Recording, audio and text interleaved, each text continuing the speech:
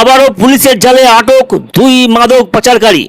96 KG 660 গ্রাম গাঁজা পাচারের চেষ্টার সময় ফরাক্কা থানার পুলিশ কার্তিক ভক্ত এবং বাপি প্রামাণিক নামে দুই ব্যক্তিকে গ্রেপ্তার করেছে বলে ফরাক্কার এসডিপিও শেখ শামসুদ্দিন সাংবাদিক সম্মেলন করে জানিয়েছেন।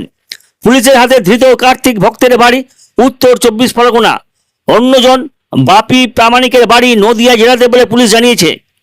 এসডিপিও শেখ শামসুদ্দিন জানিয়েছেন, বৃহস্পতিবার রাতে WB 38AF 9875 গাড়িতে গাঁজাগুলো নিয়ে যাওয়ার সময় নিউ ফারাক্কার কাছে 12 নম্বর জাতীয় সড়কের উপরে পাচারকারীদের আটক করা হয়।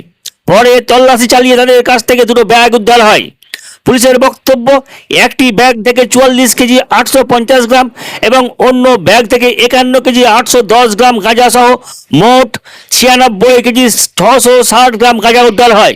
এরপরে অভিযুক্ত দুই ব্যক্তিকে গ্রেপ্তার করা হয়। শুক্রবার অভিযুক্তদের জিজ্ঞাসাবাদের স্বার্থে 7 দিনের পুলিশি হেফাজতে বহরমপুরের বিশেষ আদালতে পেশ করা হয়। পুলিশ জানিয়েছে, এই গাঁজা পাচারে আরও কেউ জড়িত আছে কিনা সেটা খতিয়ে দেখা হচ্ছে। উল্লেখ্য, উত্তরবঙ্গ থেকে দক্ষিণবঙ্গের দিকে মাদক পাচারের চেষ্টার সময় ইতিপূর্বে একাধিকবার ফারাক্কা এবং শামশেরগঞ্জের পুলিশের হাতে মাদক পাচারকারীরা গ্রেপ্তার হয়েছিলেন।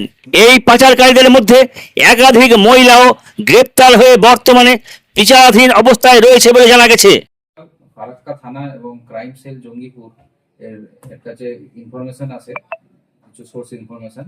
তার ফলে আমরা একটি বহরমপুরগামী 4 চাকা গাড়ি, স্মল ভেহিকেল ছিল, সেটাকে যখন আমরা নিউ ফারাক্কা মোড়ে ইন্টারসেপ্ট করি এবং গাড়িটাকে আটক করা হয়। আটক করার পর গাড়িতে দুজন ছিলেন, তাদেরকে ডিটেন করা হয় এবং গাড়িটাতে সার্চ করে আমরা 96 কেজি গাঁজা পেয়েছি এবং দুটো ব্যক্তি ছিল, তাদেরকে অ্যারেস্ট করা হয়েছে। একজন কার্তিক ভক্ত, বাড়ি গাইঘাটা, একজন বাপি প্রামাণিক, বাড়ি চাকদা। এই গাঁজাগুলো কোথা থেকে কোথায় যাচ্ছিল? আপাতত এটা মালদা ডিস্ট্রিক্ট আসছিল, নর্থ বেঙ্গল থেকে নিয়ে আসছিল এবং এরা ডেলিভারি করতো বহরমপুর, বা তারপরে ডেলিভারি করার কথা ছিল। তো আমাদের কাছে যেটুকু প্রাইমারি ইনফরমেশন আছে, অ্যাপ্রক্স কস্ট কত? অ্যাপ্রক্স প্রায় 10 লাখ টাকা। এবার বাসে নিয়ে যাচ্ছিল? না, এটা মারুতি আর্টিকা গাড়ি। আচ্ছা, গাড়িটা কি যে যারা দুজন ছিল তাদের মধ্যে কাউকে একজন, না গাড়িটা? না, গাড়িটা অন্যজনের, আমরা গাড়িটার ডিটেলস বার করছি।